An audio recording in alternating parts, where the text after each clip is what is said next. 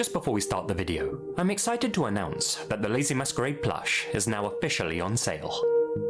I personally designed these little creeps with the team over at U2's, and the final product is better than I ever imagined. They're high quality and super detailed. Complete with my avatar's Japanese Hanyu mask, dusty pinstripe suit, disheveled hair, and color scheme, this devilishly cute, limited edition plush is the perfect companion to snuggle up in bed with this spooky season.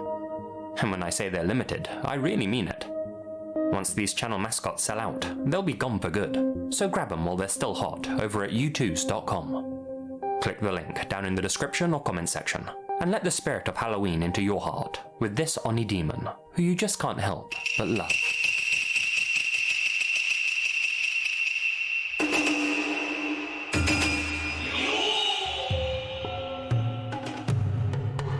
Japan's an extremely safe country with a low crime rate. But when a crime does occur there, the perps always seem to crank things up to 11. With that in mind, let's kick today's video off with a grim story that's not for the faint of heart. Japan's famous for a lot of things. Amazing food, quiet and peaceful part of Japan was the setting of one of its darkest unsolved mysteries. On March 6th of that year, 4-year-old Shinya Matsuoka arrived in the town of Sadamitsu, Tokushima, with his parents and 2 siblings. The Matsuoka family had traveled all the way from Ibaraki.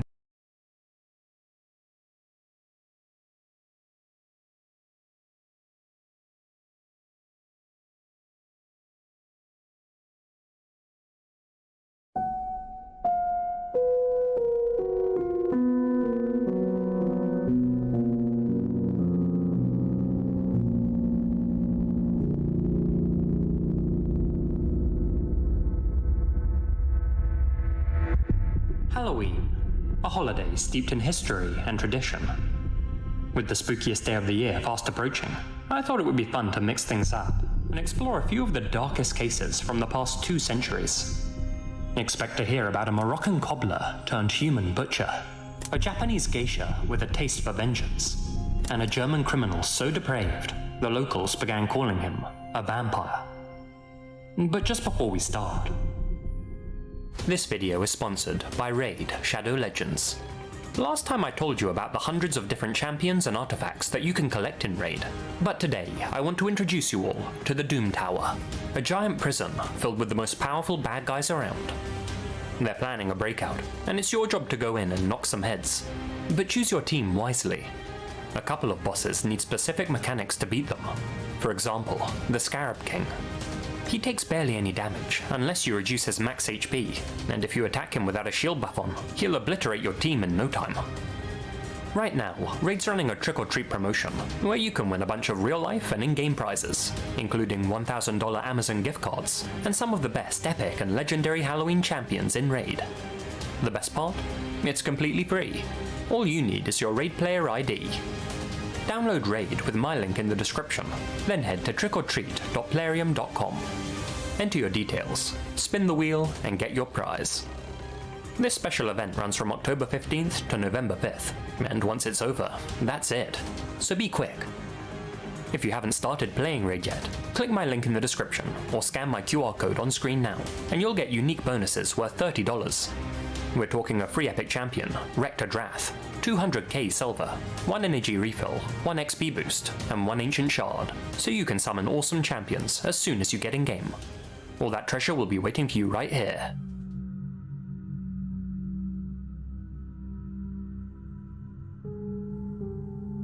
Just off the coast of northwestern Africa lies one of the most ancient and storied cities in the world.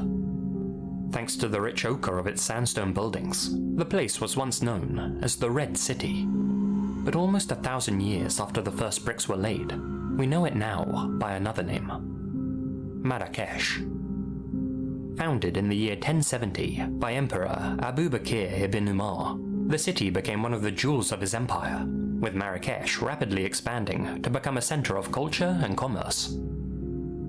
Some of the most talented architects in the region would make their mark on Marrakesh, creating magnificent sculptures that we still admire to this day. For example, Kotabia and the El Badi Palace. But in other areas of the city, the expansion was considerably less orderly. Surrounding some of the busiest squares and marketplaces in the world are a veritable maze of narrow passages, a literal labyrinth of walls and buildings. To this day, it isn't unusual for even locals to sometimes lose their way there, but occasionally, in the past, those who wandered through the teeming crowds and arterial alleyways sometimes seem to disappear entirely. During the closing years of the 19th century, a number of young women began to go missing while running errands in the central marketplace, or souk. On each occasion, dozens of the missing woman's loved ones would scour the city or retrace her steps in hopes of finding her alive.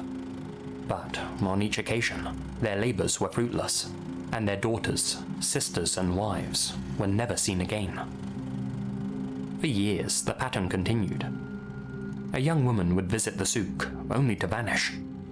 Her loved ones would retrace her steps, and, in each instance, would wind up at the store of a shoemaker, one belonging to a man named Haj Mohammed Mesfoui. Mesfoui primarily made his living by repairing shoes, but the small shop that he owned became host to a number of other services too. Mesfoui employed a 70-year-old woman named Anna, whose job it was to compose written letters on behalf of the mostly illiterate people of Marrakesh. This service brought the small shop a lot of trade, with scores of people visiting Mesfoui's on the daily. But the shop also provided the perfect front for a considerably more sinister business. Mesfoui was an experienced businessman and offered almost all of his customers what's known in Arabic as a bakshish. Bakshish can refer to any kind of small gift, tip, or bribe, but in this case, it refers to Mesfoui's practice of offering his customers some kind of refreshment in order to facilitate a sale. If he was measuring a prospective client's feet in preparation for crafting a pair of shoes, say, Mesfoui would offer them a glass of cardamom tea or spiced coffee, and the same applied for those who patronized Anna's dictation service. Yet, every so often, a young woman visiting Mesfoui's shop would catch the shoemaker's eye, and while preparing their refreshments, he would slip something extra in their glass. Using a cocktail of powerful natural sedatives, Mesfoui would render his client unconscious before dragging them into the back of his shop. Then, once his victim was restrained, Mesfoui would take a razor-sharp blade and begin slicing into their throat. He would hack and saw, parting meat from bone, until finally the poor girl's head was freed from her body. Following this, Mesfoui would begin mutilating their bodies, carving intricate symbols and nonsensical phrases into their cold flesh. When he grew weary of such depravities, Mesfoui would drag his victim's remains into the earthen cellar of his shop and begin the process of dismemberment and burial. In total, he was responsible for the disappearances of 36 young women. His rampage only came to an end when the family of his final victim burst through his front door and found the remains of 20 slain women in the pit under his store. The other 16 were found in a garden outside. During Mesfoui's trial, the court heard how he had bought his elderly assistant's silence.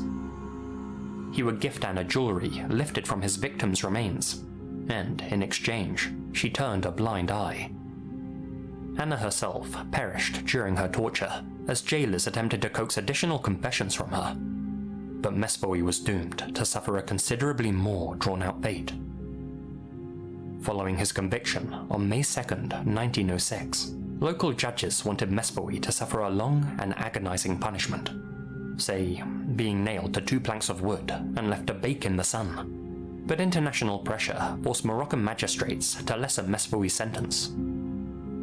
Just as he had removed the heads of 36 women, Mesfoui was now to have his own head lopped off.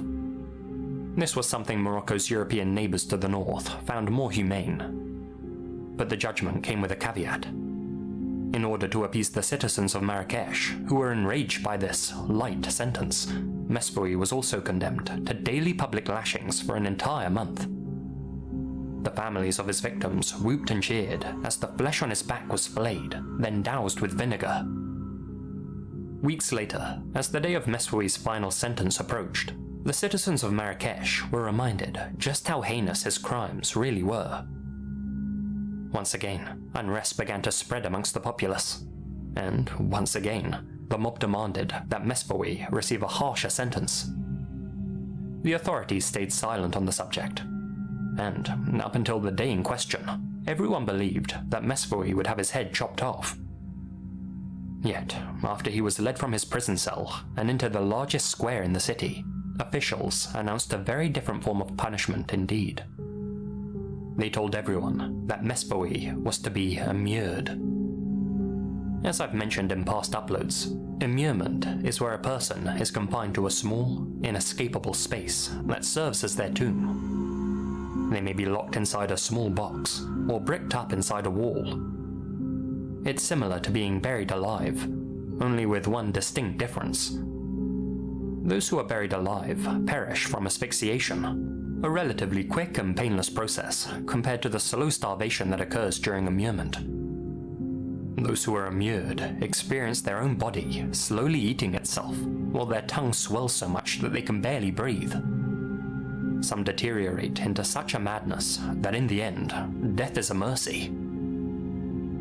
Mesfoui was said to have screamed and howled for mercy as his jailers revealed his final resting place. In secret, authorities had commissioned 2 masons to create a small chamber in the thick walls of the city's main bazaar. Mesfoui's new cell was only 2 feet deep and wide, and 6 feet high. Chains were fixed to the chamber's rear, and as Mesfoui's restraints were affixed to him, he continued to beg for mercy. His pleas fell upon deaf ears. Hundreds of his victims' family members filled the square, and rather than sympathize, they instead threw offal at him. As the first bricks were laid, the crowd hurled insults at Mesfoui, laughing at his anguish as he pleaded to have his head removed instead. When the final brick sealed up Mesfoui's tomb, the crowd fell silent, but only so they might better hear the man's screams of horror from inside. When he cried out in anguish, the crowd cheered. Locals would pass by the square regularly to hear Mesfoui screaming from within their city walls. Word has it that he could be heard sobbing, begging, and screaming for 3 days straight, before finally falling silent. Many locals voiced their anger that he had gotten off so lightly, perishing so quickly.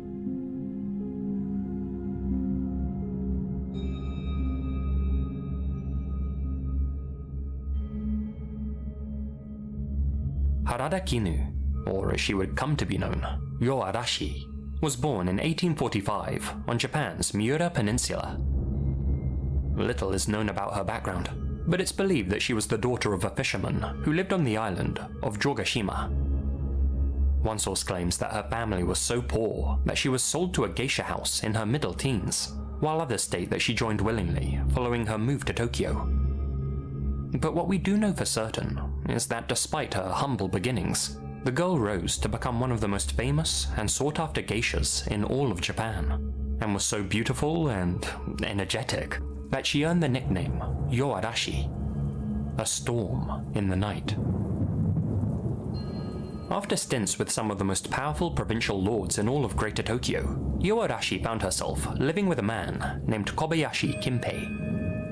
Kimpei was a highly successful financier, and although he provided Yo Arashi with a luxurious lifestyle, he was also extremely controlling and cruel, and beat her often. Kimpei also forbade Yo Arashi from ever having any other clients, and unless accompanied by one of his employees, she was to remain confined to her gilded cage. However, one evening during her mid-20s, Yo Arashi attended a kabuki play starring a famously dashing actor named Arashi Rikaku, Tokyo's very own Casanova. Following the play's conclusion, Yo Arashi demanded a meeting with the actor in order to personally congratulate him, and though their conversation was brief, she found herself falling deeply and madly in love with him. Yo Arashi ended up paying for Rikaku's services, and the pair began to exchange letters in secret. After Rikaku reciprocated her feelings, the pair hatched a plot to elope together. Yet, Yo Arashi knew that upon fleeing Tokyo, her current partner, Kimpei, would hunt them to the ends of the earth, If they wished to be free, Kimpei needed to be dealt with. So, the duo concocted a plot. On the 2nd of March, 1871, Yoarashi laced Kimpei's porridge with rat poison, then feigned ignorance as he slowly and painfully expired. For a time, Yoarashi avoided suspicion, but when she fell pregnant with Rikaku's child, people obviously began to talk, and the authorities soon deduced that only Yoarashi would have had access to Kimpei's food on the day he died. Provincial law enforcement rushed to apprehend her and found her hiding out at Rikaku's home. Both of them were taken into custody. Yoarashi was sentenced to death for Kimpei's slaying, but was allowed to stay alive until her baby was born. Rikaku, on the other hand, was sentenced to just 3 years. 3 days after giving birth, on the 28th of March, 1872, Yoarashi was led from her prison cell and escorted to Tokyo's execution grounds. When asked if she had any last words, Yoarashi simply stated, "Just cause demands repayment." And although disguised as an acceptance of her punishment, such a statement could easily be interpreted as showing a complete lack of remorse. After all, Kimpei's beatings had given her just cause, and Yoarashi had repaid him in full. As the executioner lined up his katana, Yoarashi recited a short poem. When she had finished, the swordsman brought down the blade and took off her head. A head that was displayed to the public for several days. Yoarashi's tale captured the imagination of Tokyoites, and sensationalized accounts of her life sold as quickly as they could be printed. Soon, the truth of the story became muddled with fiction. Within a short time, Yoarashi became one of the nation's most infamous dokufu, the word used for femme fatales that use poison to end lives. Some say that the story sated the Japanese people's morbid fascination, but it's just as likely that people were enthralled by the idea that Yoarashi felt a love so strong that she was quite literally willing to kill for it.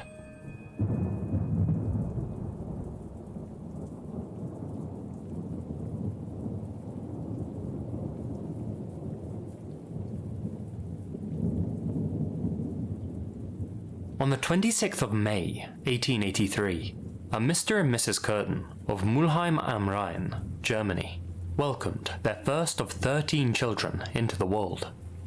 A son whom they named Peter. Peter's father was particularly cruel, and would sometimes force the entire family to watch as he beat one of them for some minor infraction. The situation was so dire that Mr. Curtin was jailed for 18 months in 1897. Not long after, Mrs. Curtin obtained an emergency separation order and would go on to remarry and relocate to the city of Dusseldorf. She hoped that the move might heal some fractures in the psyche of her young children. But for one of them, it was far too late for that. Unfortunately for her and the city, her eldest son, Peter, would grow up to earn the nickname the Vampire of Dusseldorf. Peter began to exhibit frightening behavior from the age of 5. In one incident, his mother walked in on him, attempting to drown one of his playmates. And as much as she tried to correct such sinister behavior, Peter was beyond repair. Just before his 10th birthday, Peter was befriended by a local dog catcher who appeared to take pity on the lonely boy and allowed him to join him on his rounds. The dog catcher was also responsible for disposing of any stray animals who were either lame or diseased, and on several occasions put them down in front of the 9-year-old Peter. Not long after, Peter joined 2 other young boys in sailing a homemade raft on a nearby lake. When one of the boys fell off the raft and began struggling to stay afloat, the other dived into the water in an attempt to save him. The young lad dragged his companion back to the edge of the raft and began begging Peter for help. But Peter didn't help. Instead, he pushed the conscious boy's head under the water and held him there until his thrashing ceased. He watched with pleasure as both of the boys' bodies bobbed up and down in the lake. Peter would later tell local authorities that it was all just a horrible accident, and nothing in their investigation suggested otherwise. But in reality, a 9-year-old boy had just gotten his first taste of extinguishing human life, and he had enjoyed it. Peter dropped out of school in his early teens, and would often disappear from his family home for days on end. Much of that time was spent in the company of small-time crooks and ladies of the night, and it was while wandering the streets of Dusseldorf that Peter met his first girlfriend. Peter later stated that after a few weeks of dating, he had attempted to initiate intimacy with the young woman. Following her refusal, he flew into a rage. He stormed off, wandering aimlessly for hours, until he came across a small farm on the city's outskirts. It was there that Peter vented his frustration on the poor, innocent livestock that inhabited the stables. Using a variety of sharp and blunt farming equipment, Peter set about slaughtering as many animals as he could before their screeching woke a nearby farmer. After hearing about this incident, Peter's stepfather attempted to set him on the straight and narrow. He arranged for Peter to become an apprentice molder. But over the next 2 years, Peter's behavior gradually worsened, until one day he stole as much money as he could from his family and his employer and ran away to begin a new life of criminality. During the summer of 1904, Peter was drafted into the 98th Infantry Regiment of the Imperial German Army and was briefly stationed in the occupied city of Metz. He found life in the army to be tedious, but he soon found a very special way of keeping himself entertained. He would work out which areas of the city were popular with homeless people, then would set fire to buildings in those areas in hopes of roasting them alive. When he heard that the military police considered him a suspect in the arsons, Peter attempted to flee his post, but was quickly apprehended and questioned by the officers. Peter admitted to 24 different acts of arson across the city of Metz, as well as attempted desertion. He would spend the next 8 years in a series of military prisons, stewing in a desire to strike back at a society that he believed had failed him, counting down the days until he could finally wreak a terrible vengeance on the world. Come 1913, Derendorf prison didn't release a reformed citizen back into their society. They released a monster upon it.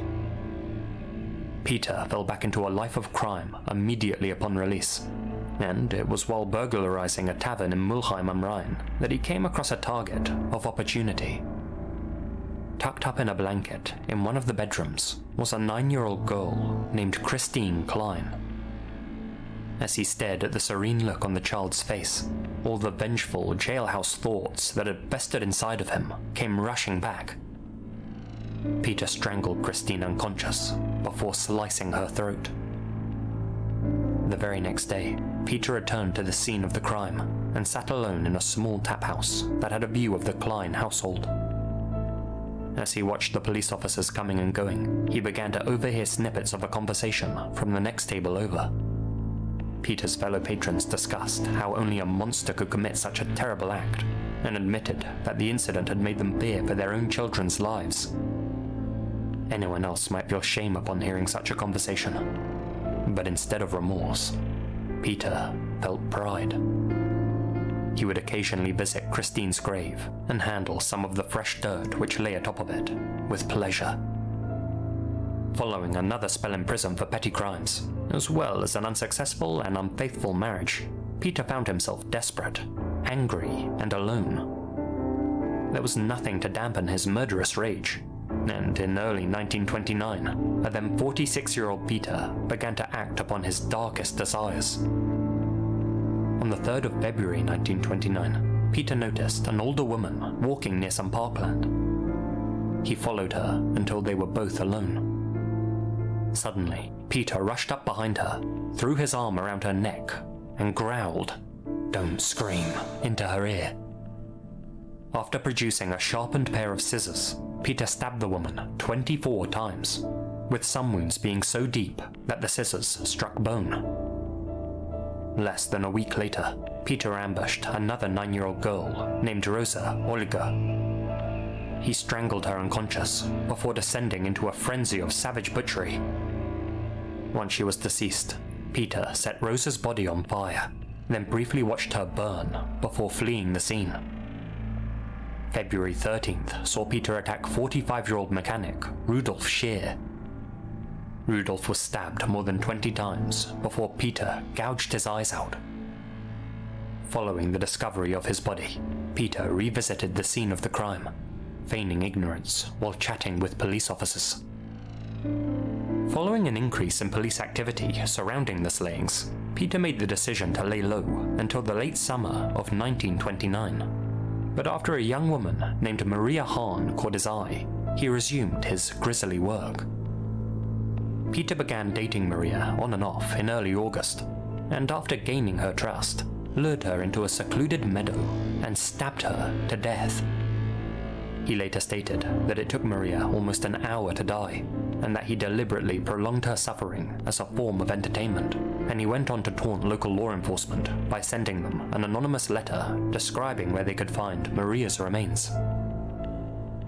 In order to confuse the investigation, Peter switched up his weapon of choice from a pair of scissors to a razor-sharp blade. And on the night of August 20th, he attacked 3 different people in a series of frenzied stabbings. 3 days later, Peter cornered 2 young sisters, aged 14 and 5, as they departed a small fairground. After promising the older girl that he would reward her should she go and purchase some items for him, Peter led 5-year-old Gertrude Hammacher into a secluded field before strangling her. When Gertrude's older sister returned, Peter lunged at her, sinking his teeth deep into her throat before guzzling down the blood which seeped from her wound. The very next day, Peter asked a 27-year-old servant girl to join him on a date.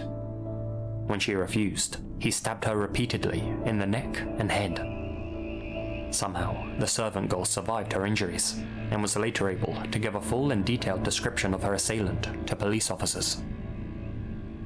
Peter waited until late September to once again indulge in his ghoulish desires. After meeting a 31-year-old housemaid at a Dusseldorf train station, the urge to kill overwhelmed him. He managed to persuade the young Ida Reuter to join him for a cup of coffee. Then, after the pair went for a walk along the banks of the Rhine River, he attacked her, this time with a hammer. Ida begged for him to spare her life, but Peter flat out refused. November of 1929 saw Peter take the life of 5-year-old Gertrude Olbermann, dispatching of her with a single stab wound to the left temple. Peter later told police that after she had collapsed to the ground without a sound, he set about mutilating her body before composing another anonymous letter describing where her remains could be found. 6 months later, in May of 1930, Peter played the White Knight to a young woman named Maria Budlik, who was being pestered by a prospective suitor. He chased away the young man who was bothering her, and then invited her back to his apartment for some refreshments. Once the woman had calmed down, she recognized that Peter was attempting to woo her. She rebuffed his advances, but Peter seemed to take the rejection in his stride before offering to walk her home. Once the two were alone in a section of woodland, he attempted to strangle her. For some reason though, when this woman begged for mercy, Peter relented. He apologized to the woman before fleeing the scene, and although she didn't inform the police, she later described the incident to a friend in a handwritten letter. This was the beginning of Peter's downfall, and it all stemmed from an incorrect address. Since the address on Maria's envelope was incorrect, the postmaster opened it before reading the letter. After reading about the attack, he sent its contents to the chief of Dusseldorf's police. By this point, the slayings had received considerable attention, both national and international, with the perpetrator being dubbed the Vampire of Dusseldorf, thanks to the fact that he had consumed some of his victims' blood. Both the postmaster and the chief of police noticed the similarities between the vampire killings and Maria Budlik's encounter. So, Chief Inspector Gennert set about tracking Maria down so that he could properly interview her.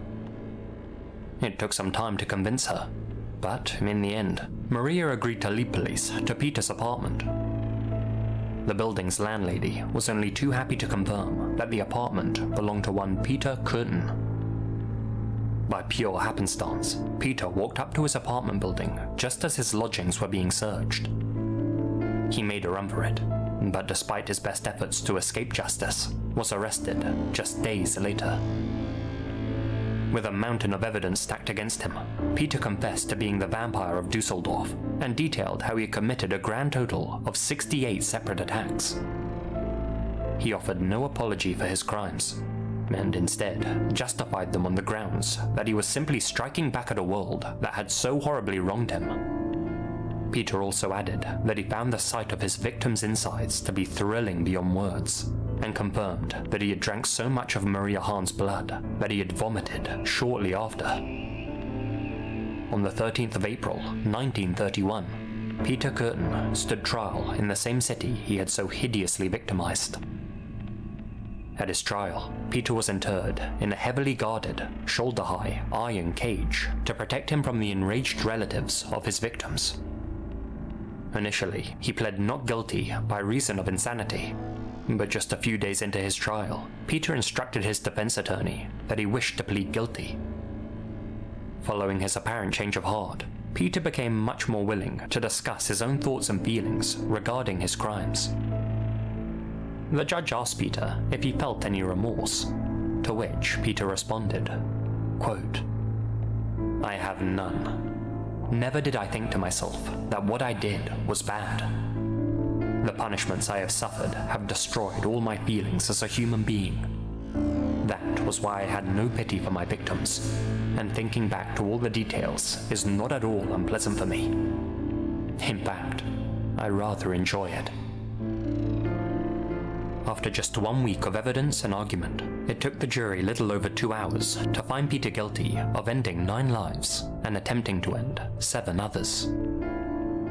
Peter showed no emotion as the verdict was read out, and remained unmoved when the judge sentenced him to the guillotine. At 6 a.m. on the 2nd of July, 1931, Peter Curtin was escorted to the execution chamber of the Kingelputz prison. Walking by his side was the prison psychiatrist and a priest. After voluntarily placing his head into the guillotine, Peter turned to the psychiatrist and calmly asked, "Doctor, after my head is chopped off, will I still be able to hear the sound of my own blood gushing from the stump of my neck? That would be the pleasure to end all pleasures." Shortly afterwards, the executioner sent the guillotine's blade slicing into Peter's neck, removing his head from his body, and putting an end to the man who had more than earned the nickname, the Vampire of Dusseldorf.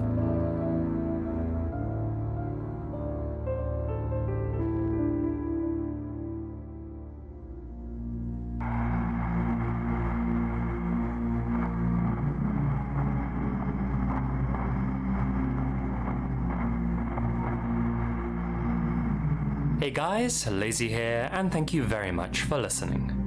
A huge thank you to Sam Riding for writing the script for this one, and a massive thank you to all of my supporters here on YouTube and over on Patreon, especially my biggest supporters: Jesse Jug, Clayton Thompson, Alex Greensall, Anya Yekaterina Faustov, Asia Mina, Azriel Warakai, Chief Kochuake, Colin Monsma, Connor Lothan, Justin and Tiffany Vanderpool, Fortnite Girl 666, George Lopez, Gina Valera, Grace Archie, Ian Billock, Infamous Sempapi, Larry Mattingly, Leonardo Martinez, Lyndon Witebski, Monica Mendoza, Natalie Escobedo, Peter Ogdredge, Philip Wester, Taylor and Monica Grueng, The Only Dorita, Zane, Brad Hammer 33, Doopsy, Mrs. Yvonne Rankin, The Deck of Cards, Peyton Trolling, Itai Allen, Lydia Cumo, Nephus 1988,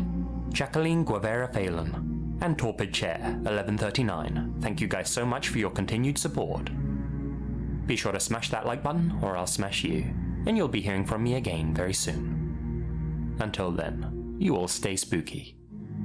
And remember, the best things happen in the dark.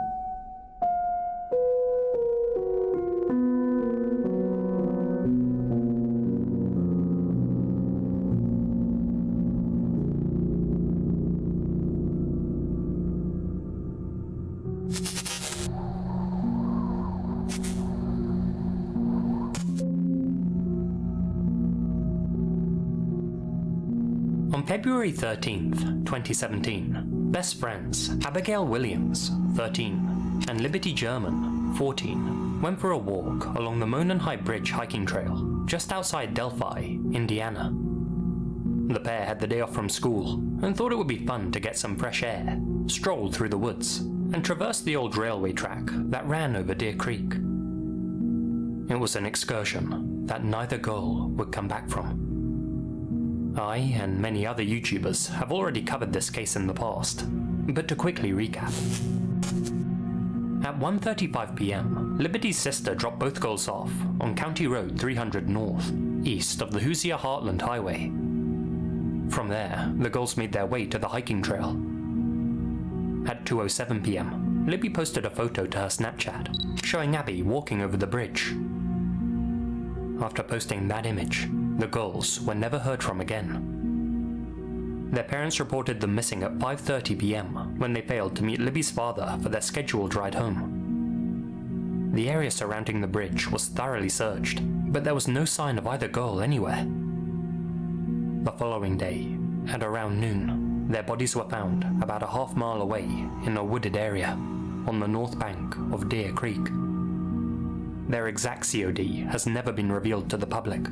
The recent court documents suggest that there was a lot of blood at the scene, that the perpetrator moved and staged their remains, and that whoever he was, he had taken a souvenir with him. The case received a huge amount of media attention due to a chilling video found on Liberty's smartphone, one which showed a man following the girls shortly before their lives were taken. The authorities would go on to announce that this man was their prime suspect in the slayings. A separate audio recording was also found on her device, in which a male can be heard saying, "Guys, down the hill," as if ordering the girls to a secluded area. Guys, down the hill. Guys, down the hill. The full 43-second recording has never been released.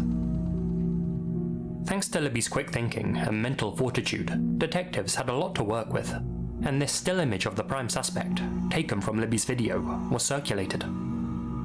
It appeared to show a Caucasian male, with his head down and his hands in his pockets.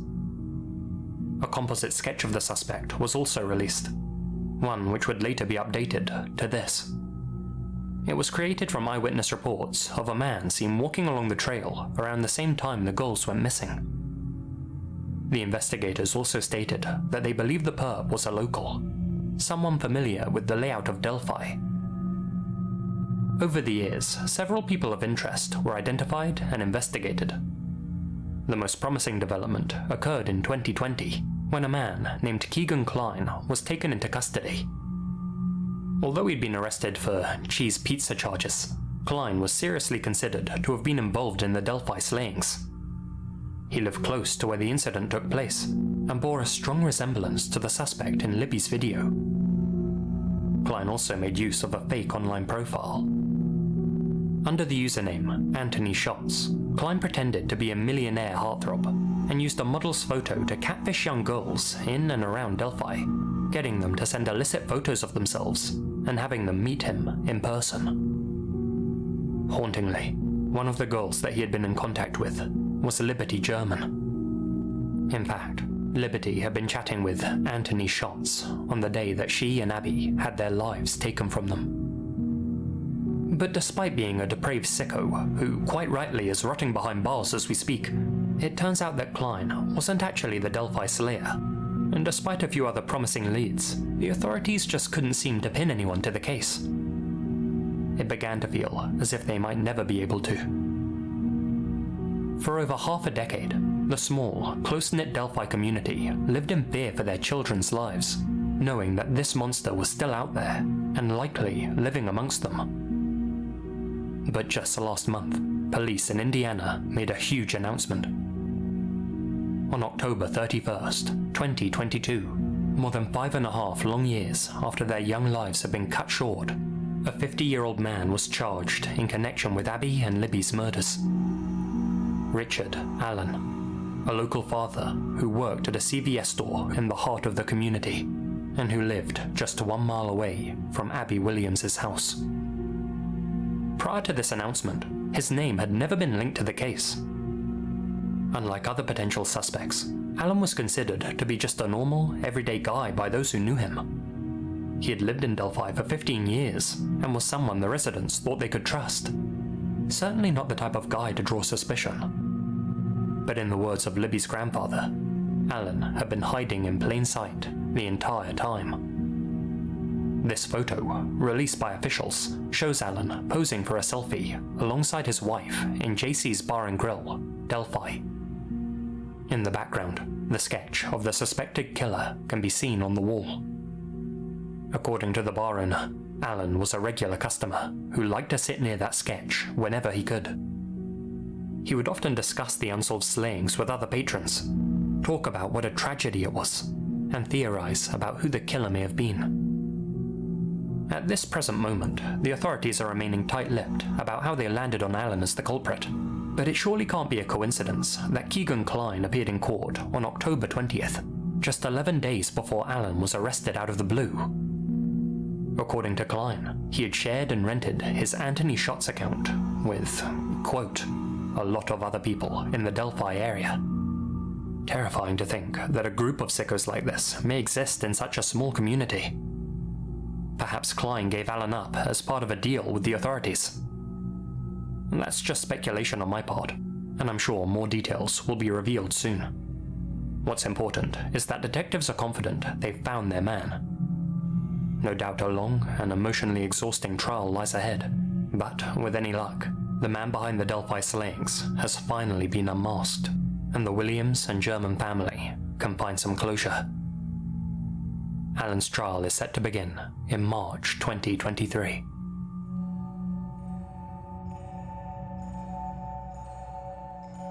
Today's video is sponsored by Stamps.com. The festive rush is on its way, and for most business owners, that spells Christmas chaos. But it's not too late to get your holiday mailing and shipping under control right now with Stamps.com, the 24/7 online post office.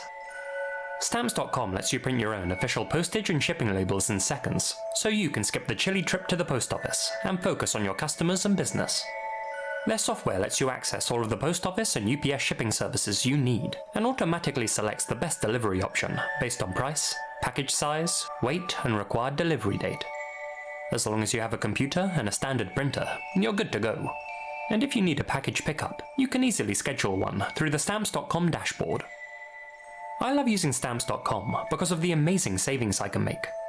Their service gives you access to exclusive discounts on UPS and USPS services all year round that you can't find anywhere else. With Stamps.com's Switch and Save feature, you can easily compare carriers and rates, so you know you're getting the best deal every time. And if you're running an online store, Stamps works seamlessly with all of the major shopping carts and marketplaces. Trade late nights for silent nights by heading over to Stamps.com/Lazy Masquerade. Sign up for a special offer that includes a 4-week trial, free postage, and a digital scale. No long-term commitments or contracts, just hassle-free postage on demand. Again, that's Stamps.com/Lazy Masquerade.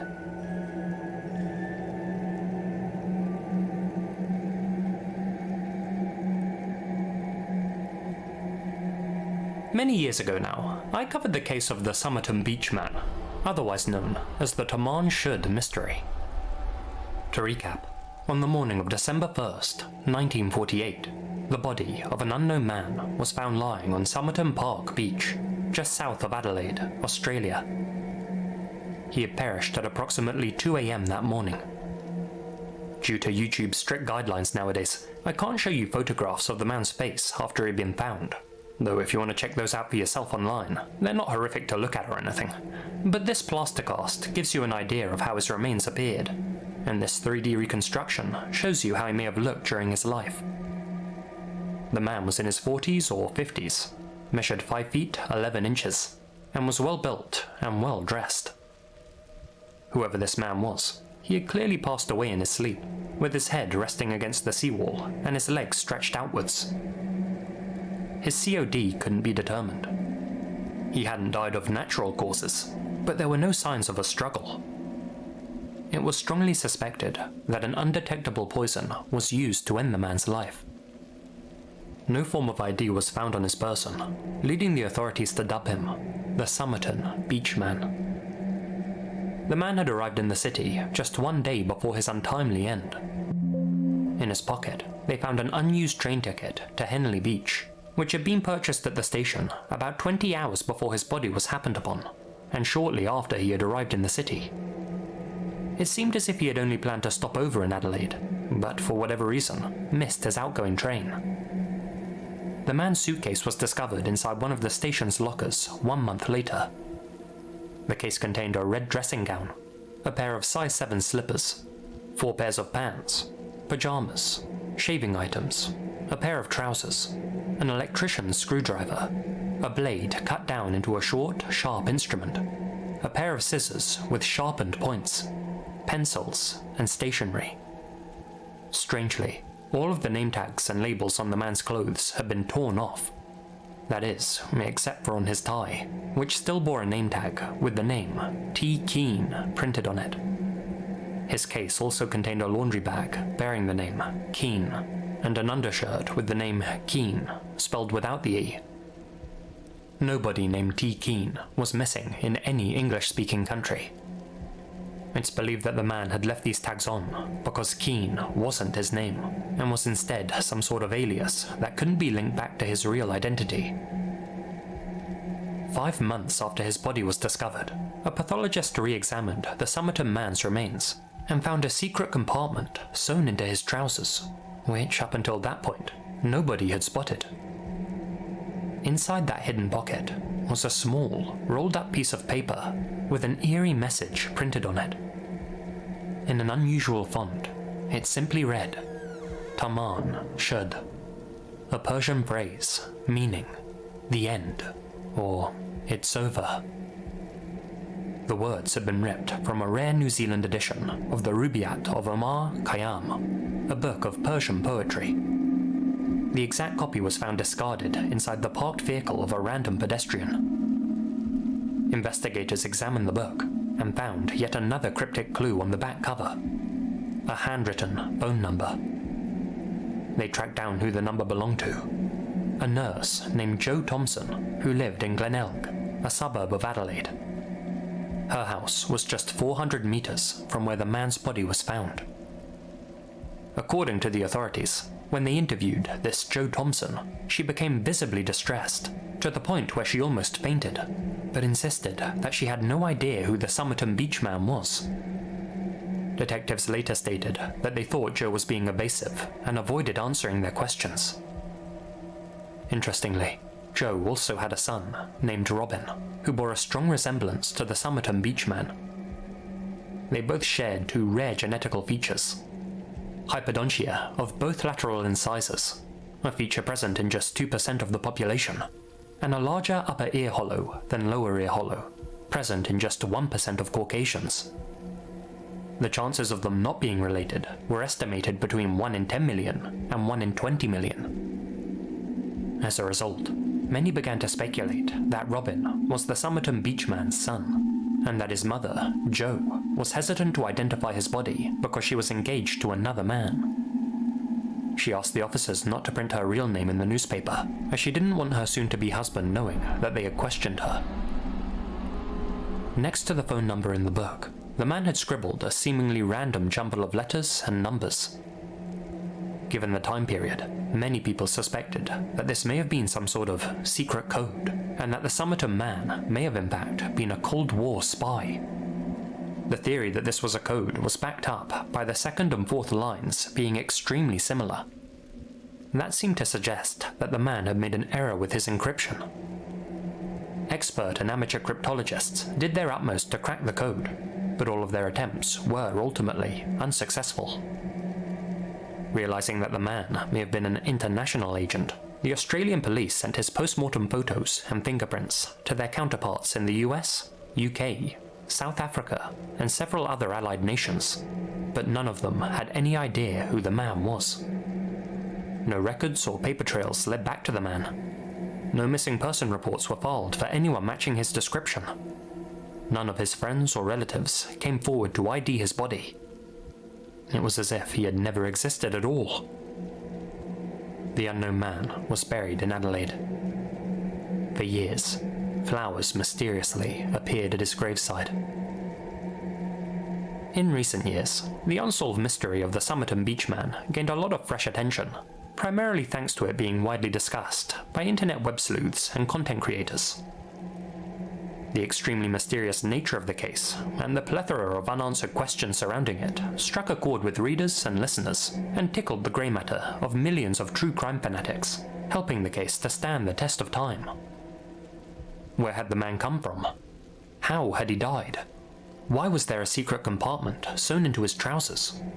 What was Taman Should meant to signify, and what message was hidden within the indecipherable code? Was he truly an international agent? And if so, had he been taken out by another?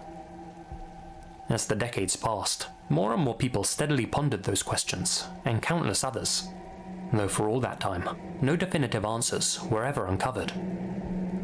But, as of this July, that all changed. An Adelaide University professor named Derek Abbott had long been interested in the Somerton mystery, and had dedicated decades of his life to uncovering the truth behind the Beachman's identity. In fact, Professor Abbott was the one to commission this digital reconstruction of him. When nobody came forward to identify the John Doe back in the late 40s, investigators took a plaster cast of his body before burying him. According to Professor Abbott, when he examined this cast back in 2011, he found 50 strands of the Somerton man's hair embedded in his death mask. 3 of them were still in excellent condition. He took those strands of hair and used DNA sequencing to narrow down the list of possible IDs. Abbott worked alongside renowned genealogist Colleen Fitzpatrick to build a family tree consisting of 4,000 people related to the unknown man. And so it was that the Somerton Beachman's true identity was revealed to the world. As it would turn out, he wasn't a Russian spy or an assassin. He was an electrical engineer and instrument maker, and his name was Carl Webb, better known as Charles, a man born in 1905. Charles had been living all the way in Melbourne with his wife, Dorothy Robertson. The two separated in 1947, 1 year before Charles wound up lifeless on Somerton Beach. In fact, Charles's last known records date back to April of 47, when the couple split and Dorothy filed for divorce. After their breakup, Dorothy moved 144 kilometers away to Butte, South Australia, and it's believed that Charles may have been searching for her in the lead up to his end. Adelaide may have simply been the last place he had gone to look. Others think that he may have gone there to visit the aforementioned Joe Thompson. DNA testing has since proved that Charles wasn't actually related to her son, Robin, and that their genetic similarities were just a massive coincidence, though it's unclear whether Charles had a social connection to Joe. Seeing how she never admitted to knowing Charles during her lifetime, we'll never know for certain what that connection may have been, though Charles almost certainly had met Joe, given that her number was written in his book. But what about all of the cryptic and bizarre clues? Well, let's go through a few of them. Charles's sister was married to a man named Thomas Keane. That explains the labels found on his tie, laundry bag and undershirt. They were simply hand-me-downs. Charles was also said to be a big fan of poetry, and, giving up hope on his wife and his life, decided that Taman Should, or the end, were fitting words to bow out to. And the secret code? Well, we're not 100% sure, but as well as poetry, Charles's other big love was horse racing. It's believed that the letters may have corresponded to the names of horses he wanted to bet on. Unfortunately, all of Charles's still living relatives never got the chance to meet him in person, and don't have any photographs of him. But this image of his brother, Roy Webb, bears an unmistakable resemblance to the man found on Somerton Beach, as do these images of his nephew, John Russell Keane. So, do we have any pictures of Charles himself? Well, we know he liked to play community football, and it's thought that he may be one of the men in this photo, taken all the way back in 1921, though it's not clear which of these chaps is a young Charles Webb. Professor Abbott and his team are still searching for a verified photograph of Charles during his life. How exactly Charles came to die is still unclear, though given the remarkable discoveries these past few months, it seems extremely likely he chose to end his own existence, probably through the use of an undetectable poison. A much more grounded and, frankly, sad explanation than previously thought. But although the Somerton Beachman's life wasn't torn from the pages of a spy thriller, he did leave the world one of its most perplexing and intriguing mysteries. One that endured for more than 70 years. It's important to note that South Australia police still haven't officially verified Professor Abbott's findings. That being said, the Somerton man's embalmed remains were recently exhumed for DNA testing, and the authorities are expected to draw the same conclusion. With all that in mind, it seems extremely likely that the Somerton Beachman has finally been given back his name. There are, however, still plenty of unanswered questions surrounding the case as a whole. For instance, why did none of Charles's family members report him missing? Were they even aware that he was no longer alive? What was his connection to Joe Thompson? Why exactly had he come to Adelaide to meet his end? Some answers may come soon, said Professor Abbott. Some may take years, and some may never be answered.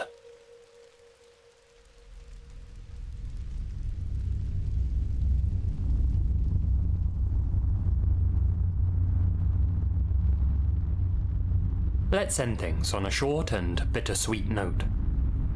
Roberta Weidemeyer went on a late-night trip to the market in Inglewood, LA. A trip from which she would never return. Her husband, Billy, and friend George scoured the entire neighborhood looking for her when they came upon her car at an intersection. But Roberta wasn't behind the wheel. Somebody else was, and whoever was driving it must have done something with her. Billy and George pursued the vehicle, but the unknown driver fired several shots at them, wounding Billy and forcing them to give up their chase.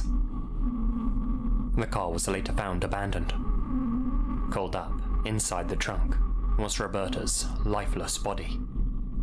She had been orally raped and shot once in the back of the head. Sometime later, a man named Maurice Hastings was arrested for ending Roberta's life and for attempting to end the lives of Billy and George during his getaway. Maurice clearly fit the profile of the man responsible, though he vehemently maintained his innocence. Maurice stood trial in 1988, 5 years after the incident in Inglewood. There was no physical evidence linking him to Roberta's slaying, and the authorities didn't run any DNA tests to prove that he was connected to the case. But still, he was found guilty. The prosecutors originally sought the death penalty, yet the jury deadlocked, and in the end, it was decided that Maurice should spend the rest of his life locked up instead, without the possibility of parole. For nearly 40 years, Roberta's family went on with their lives, satisfied that Roberta's slayer would never be released. And for all those years, Maurice Hastings insisted he was innocent. In the year 2000, he appealed to the District Attorney's Conviction Integrity Unit to run some DNA tests on the bodily fluid found inside Roberta's mouth, but his request was denied. For decades, Maurice would continue to work with innocence projects, who believed that Roberta's case was still cold, and that Maurice was rotting away in prison for something he hadn't done. In 2021, Maurice again submitted a claim of innocence to the DA's CIU and wrote to them seeking a DNA test. In June of last year, that DNA test was finally run. And wouldn't you know, the fluid found inside Roberta's mouth wasn't Maurice Hastings. Still, Maurice would remain in jail for a further year and 4 months. Finally, in October of this year, the DNA from the fluid was put into the state database and was matched to another man, a convicted felon who had previously forced women into the trunk of his car and had his way with them. This man, whose name hasn't been released to the public, passed away in 2020 while serving a 56-year sentence. Maurice had been telling the truth the entire time. There was absolutely no evidence to suggest he'd so much as met Roberta, and he was completely innocent. With that exonerating evidence now collected, The LA Innocence Project were able to secure Maurice a hearing to clear his name. And after spending more than 38 years behind bars for a crime he hadn't committed, Maurice Hastings was released from prison on October 20th, 2022. In response to hearing that his sentence had been vacated, an elated Mr. Hastings said, quote, "I prayed for many years that this day would come. I'm not pointing fingers. I'm not standing up here a bitter man. I just want to enjoy my life now while I have it." Well, he's a much stronger person than most. Maurice Hastings entered California prison at the age of 31. This year, he walked out, age 69. Sure, he'll no doubt be compensated for wrongful imprisonment, but no amount of money in the world can make up for having half your life stolen from you. Had the district attorney just run the DNA tests 21 years earlier when Maurice had asked them to, so much suffering could have been avoided. Unfortunately, Maurice's mother passed away in June of 2022, just 4 months before he was released.